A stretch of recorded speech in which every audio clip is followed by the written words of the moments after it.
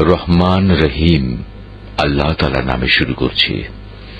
আলহামদুলিল্লাহি রাব্বিল আলামিন আর রহমানির রহিম মালিক ইয়াউমিদ্দিন। সমস্ত প্রশংসা আল্লাহ তাআলার জন্য।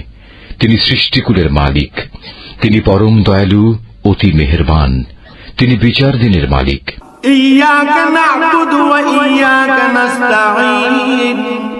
হে মালিক, আমরা তোমারই বন্দেগী করি এবং তোমারই সাহায্য চাই। ইহদিনাস সিরাতাল মুস্তাকিম সিরাতাল্লাযীনা আন'আমতা আলাইহিম গায়রিল মাগদুবি আলাইহিম ওয়ালাদ-দাল্লিন।